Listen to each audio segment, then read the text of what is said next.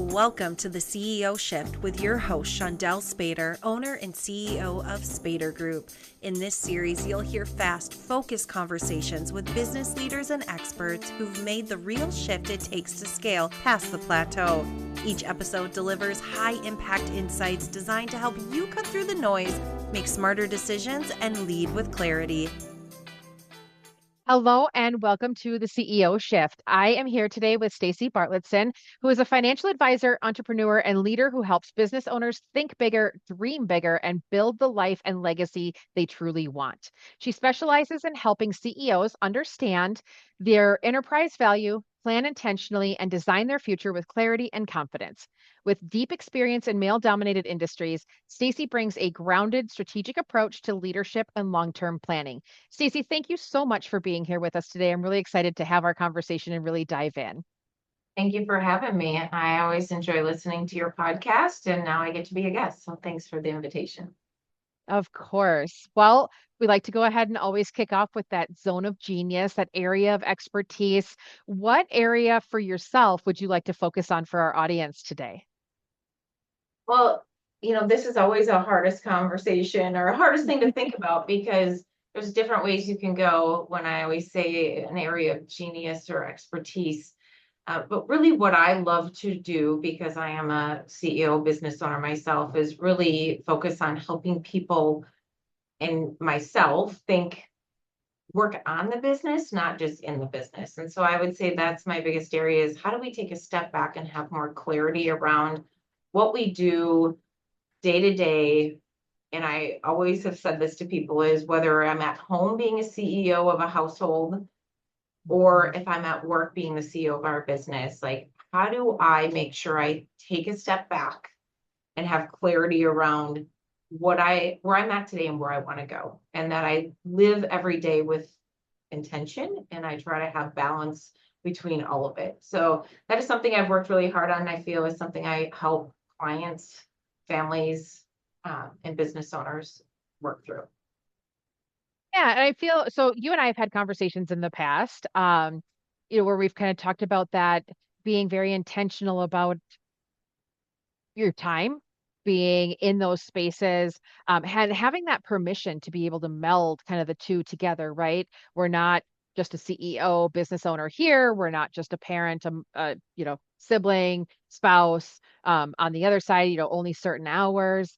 Really being able to dive into that space fluidly, like that's a huge part of what led me to become a CEO. I didn't want to go to work, leave my personal life at the door, walk in there from 8 to 5, and then pick up my personal life again. And not that my personal life needs to, consume my work day, but it is a part of who I am through and through, regardless of the time of day. A kid gets sick, I have a program to go to at school, somebody has an appointment, needs something.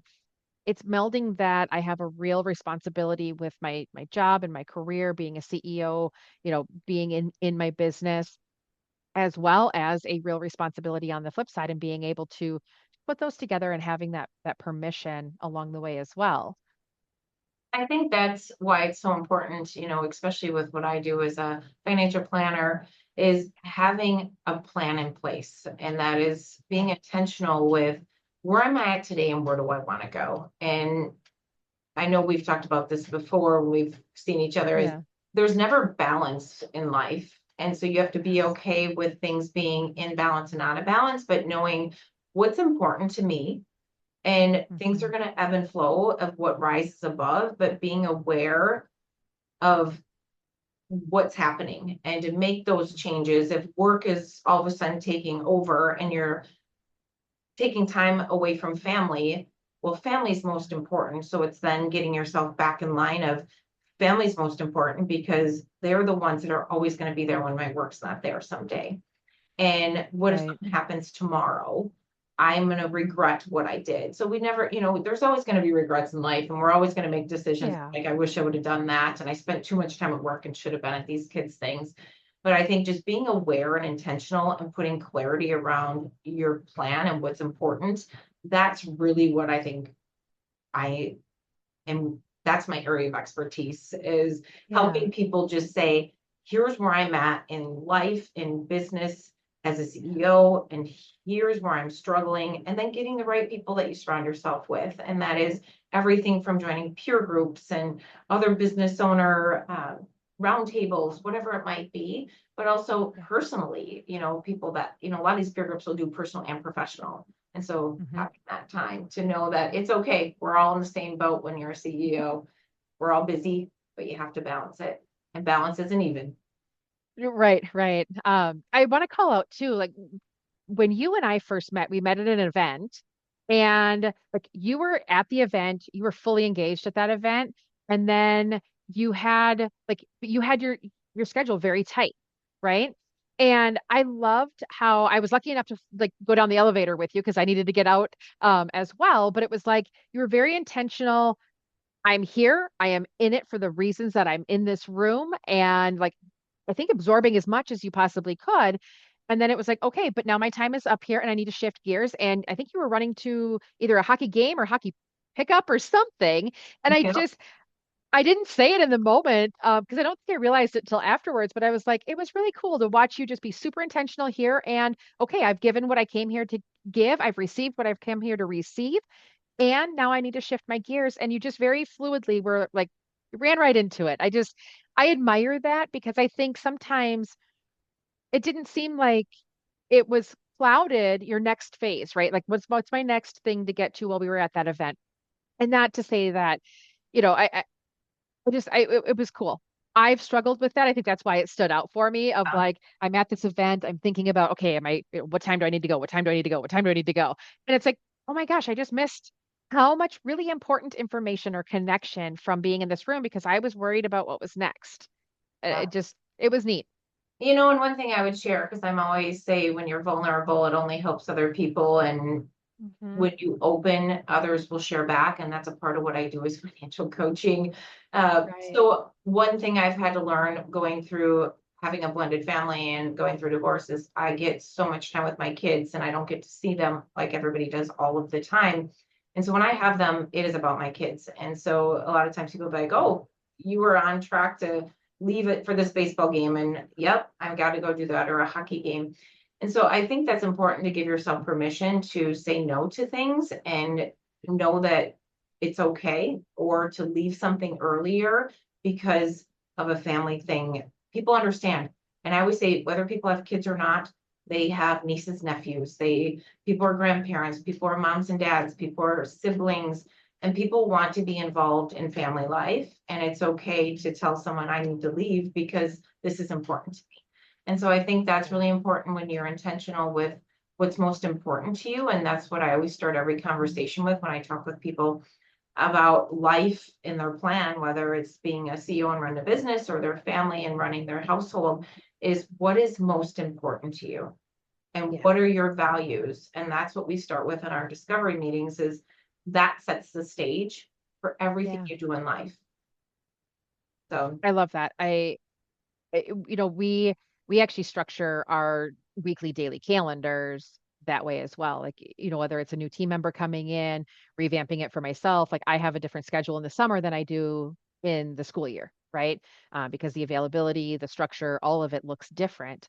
But that's really the first thing we start with is, you know, here's your time chunk that you have available. And from there, like what are the top priorities that are non-negotiables? I realize that we're talking about our work day, but you know, for a long time, we didn't have busing for the kids. Like I had to pick my kids up at 2:30. Well, that means from like 2 to 2:45 to 3 o'clock, it wasn't really work focused, but it was a non-negotiable. So that actually took priority on the calendar. So being able to really, you know, give that permission, be able to allow that flexibility of being able to do those things all while planning and you know again whether it's your day to day, it's your finances, it's your you know what are we having for dinner kind of thing, like they really do all equal the same amount of intention. And I think the financial planning side is scary. It's easier to go plan dinner than it is our finances, right, for long term. yeah.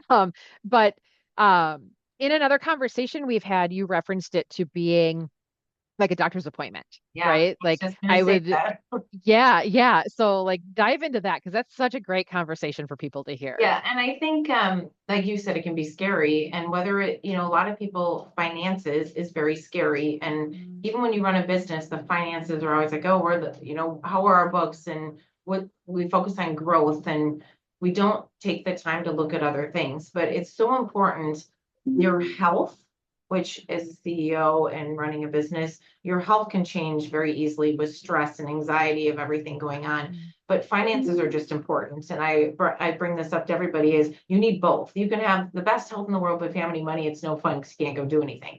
But if you Right. have all the money in the world and you don't have your health, you can't do anything either. And so you need a balance of that. And so I relate it to an annual checkup at a doctor's office. You go do that to stay healthy. Dealing with finances and having a plan for your life and your family, it's never too early to start that. And so every year doing a financial checkup, and even in your business, doing a financial checkup with your employees and where they at, and are you giving them the resources they need to live a life that they want someday with maybe a 401k plan. It's the same with going to the doctor. So it's not scary. We always try to Yeah. say make finances fun. And the way to make finances fun is when you have money, go live life, enjoy each day, find find things that bring you joy and have the money to do it in and outside of Mhm. work. So that brings me to my next question too of, you know, if I don't have money, is there a point where if I don't feel like I have money, right? Like, is there a point where it's either too early to come to you or, I think there's some fear. We hear this all the time from folks of like, oh, I just, yeah, sure, I'm earning money, but I don't have enough money for a financial planner. I don't need that. And I'm like, oh, Or but I don't have man, time. oh yeah, yeah, that That's would be another fine. one, Yeah. right? So, I mean, is that a myth? Is that something like, oh, absolutely not. I've got an answer for you. Is there ever a time that it's too early to come to you or it doesn't make sense?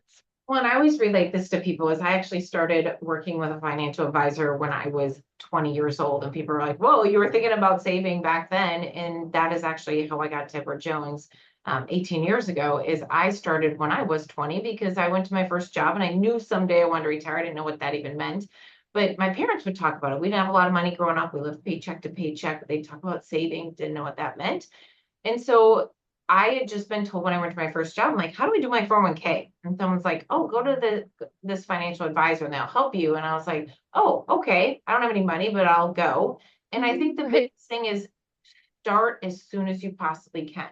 And when I tell people, we will always do a discovery meeting, a discovery call, meaning just talking about where you're at, where you want to go, and then helping people get, whether it's us or one of my partners, to the right person to, you need a plan for everything in life. And so just getting that first initial, here's where I'm at, here's where I want to go, here's what's important to me. I want to pay for kids' college. I want to make sure if something happens to me tomorrow that my family's okay. Estate plan, taxes, who wants to pay taxes? It's tax day today. So when we're recording this, but I think it's never too early to start. So when we work with families, generations, business owners, we try to get kids involved and grandkids involved, and Mhm. generational wealth can carry on for a really long time. And all of us want to leave a legacy in different ways. And to do that, you have to plan today. You can't wait till you're 40, 50, or retiring and, oh, now I need to meet with someone to see if I can actually retire and not work anymore. Well, what's that mean? What's retirement Right. mean? What's that look like? And when I tell people in the future, you're going to spend $5 million after you stop working or 10 million or whatever it is, when I project it Mhm. out, they're like, whoa, that's a lot of money. Right. Because $1 million sounds like a lot of money. It is. But if you don't actually sit down with someone and just come up with where you're at, where you want to go, you can't even see the vision of what you really truly need. So it's never too early to start getting a plan and determining like where I'm at today, what's my vision, what's important, where do I want to go? And what if something happens to me tomorrow? Is my family okay?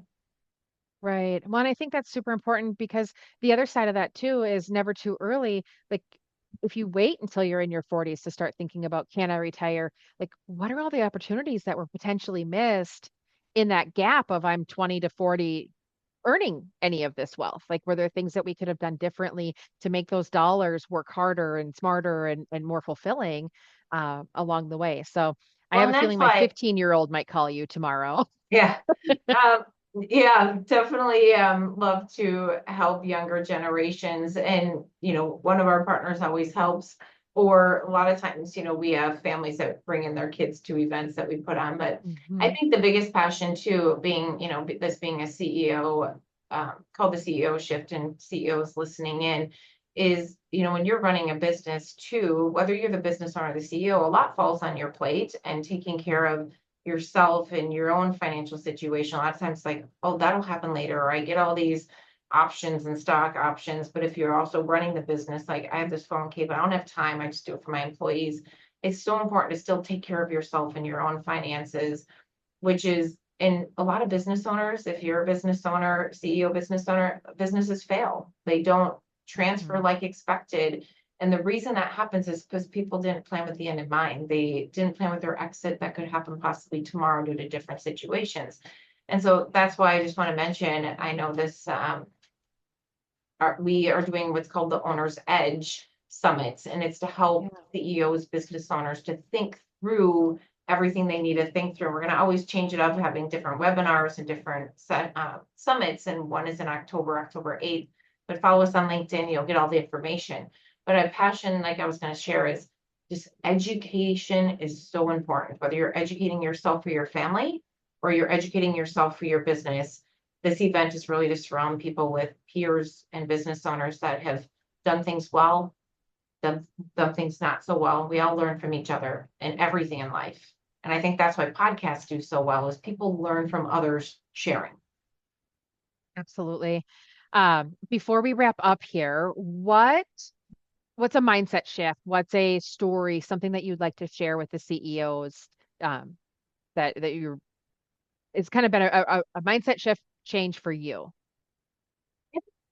Two things. One was when I really shifted in the business to think more like a CEO.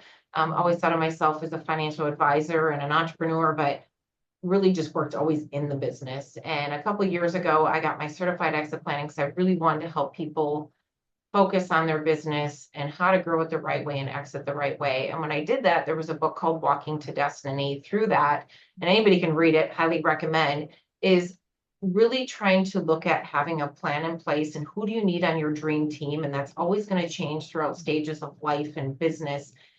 And it's so powerful to take a step out, whether you go to retreats, you do a staycation with yourself, to just vision, create your purpose in your family life and your work life. And so I've taken a lot of time to do that so I can plan with the end in mind and make sure that I achieve the goals and dreams and vision that I've had. You and I've talked about this before. If you don't write things down and then tell others, things aren't going to happen. I mean, we all know Right. numbers go higher of success rate when you actually write plans down, visions down, and then tell others. And so that was a big mindset shift going through that certification and reading that book. And then the other is, what I realized is I need outside peers to bring energy to me, because I realized Yes. so much energy and passion we put off of what we do. And if we love what we do, um, that all comes back. You surround yourself with the Yeah. people that the energy you put off is what comes back in. And so really take the time to say no to things you don't want to go to, and don't go if your energy isn't going to be put out that you want to get back in. And so those are two things. Reading the book, Walking to Destiny, having a plan and getting your dream team, but then also surround yourself with the people that are gonna, you can put the energy off that's gonna give you the energy back that you need to continue to achieve what you want to achieve in life. That's awesome. Thank you for sharing that. I think it's really important. Again, that it goes back to that permission piece, right? Of I like your go to the things that actually fuel you. Like it doesn't make sense to go to things. It's okay to say no if they're not the right fit. They're not going to fuel you, and they're not going to be, because when you're fueled by the event, you get to give back to it as well. And I think that it goes full circle. Um, Yeah. And I Early even on, I think I went to anything, and I was drained all the time, right? and then you don't have to, like you said, you like when I was at the event, I was all in. So like if you're not going to go to something, you're not going to be all in, don't go. But if you have the energy and passion to go and you're going to be all in, go, because you're going to get a lot from it. But if you go Yeah. drained and be like, I don't know if I really want to go to this, I don't have time, then say no. It's okay to say no, and Yeah. because you're not going to get anything out of it. And so that is like a huge mind shift I've had is I don't have to be at everything. I need to be intentional of what I do go to. Yeah, definitely more impactful that way. All right. How do people get in touch with you, Stacey, if they want to learn more about your services? What's the best way for them to reach out? LinkedIn, I did a merger a year ago where the Bartelson Blessner Wealth Group under Edward Jones. And so you can find us through that. But Stacey.Bartelson@edwardjones.com. I love to help people. I'd love to just share ideas, educate people, share stories. Love to share CEO stories as well on panels and things we're doing. So reach out to me. There's no cost it's not like an attorney or CPA. If you reach out and ask questions, there's a charge to it.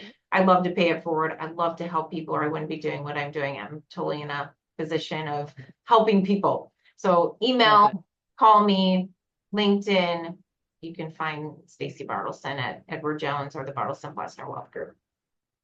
Excellent. Well, Stacey, thank you so much for being here. I'm so grateful that you said yes to join us and share with our audience. I appreciate you. And until next time. Thank you so much. I appreciate it. Have a great day. You too. Thanks for joining us for the CEO Shift. If today's conversations challenged your thinking or helped you see your business differently, it's time to put what you learned into action. If you want practical guidance on making better CEO-level decisions, download the CEO Decision Guide now. This framework is what leaders use to stop spinning their wheels and start scaling with clarity. Download your free copy at spadergroup.com/CEO-guide and start making decisions like a CEO today. We'll see you next time on the CEO Shift.